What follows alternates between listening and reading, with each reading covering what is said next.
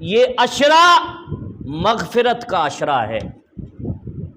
اللہ کریم اس عشرے میں گناہ گاروں کو بخشش عطا فرماتا ہے، ان کے باطن کو پاکیزگی عطا فرماتا ہے۔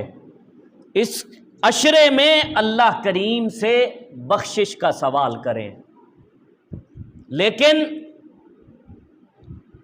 بخشش کا سوال وہی کرے گا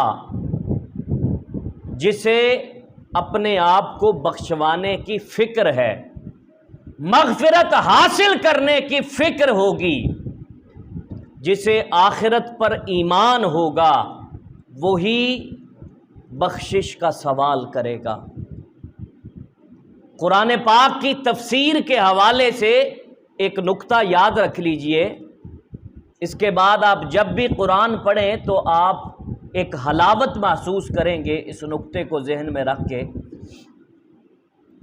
بعض مفسرین نے لکھا ہے، یہ بات بیان کی ہے کہ سورتوں کے آغاز کا اختتام کے ساتھ بڑا گہرا تعلق ہوتا ہے۔ جو مضمون کسی سورت کے آغاز میں بیان ہوتا ہے وہ اختتام پر بھی، سورت کے آخر پر جا کر بھی وہی مضمون دہرایا جاتا ہے۔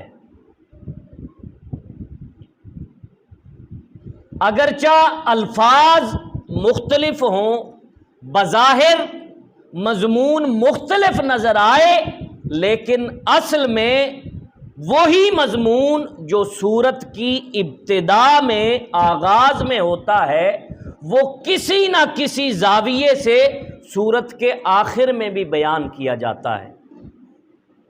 مثلا سورہ بقرہ کے شروع میں فرمایا کہ قرآن پاک لا ریب کتاب ہے، یہ متقین کے لیے ہدایت کا سرچشمہ ہے۔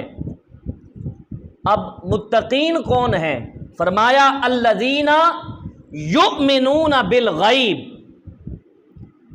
متقین وہ لوگ ہیں جو غیب کے جہان پر ایمان رکھتے ہیں۔ اور آگے جا کر فرمایا وبالآخرۃ ہم یوقنون، اور وہ جو آخرت پر یقین رکھتے ہیں۔ یہ سورہ بقرہ کے ابتدائی آیات ہیں۔ اب سورہ بقرہ کی آخری آیات دیکھیے۔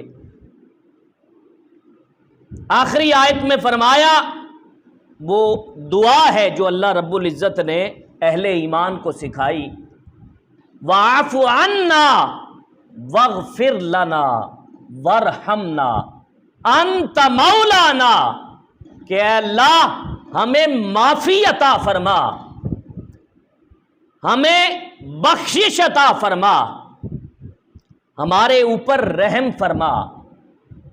اب مفسرین کہتے ہیں کہ اس دعا کا سورت کے آغاز کے ساتھ کیا تعلق ہے؟ الذین یؤمنون بالغیب کے ساتھ اس کا کیا تعلق ہے؟ جس کا غیب کے جہان سے تعلق ہوگا، وبالآخرۃ ہم یوقنون، جس کا آخرت پر یقین ہوگا وہی دعا مانگے گا کہ واعف عنا واغفر لنا وارحمنا، کہ اے اللہ میری مغفرت فرما دے، مجھے معاف کر دے، تو میرا مالک ہے، انت مولانا۔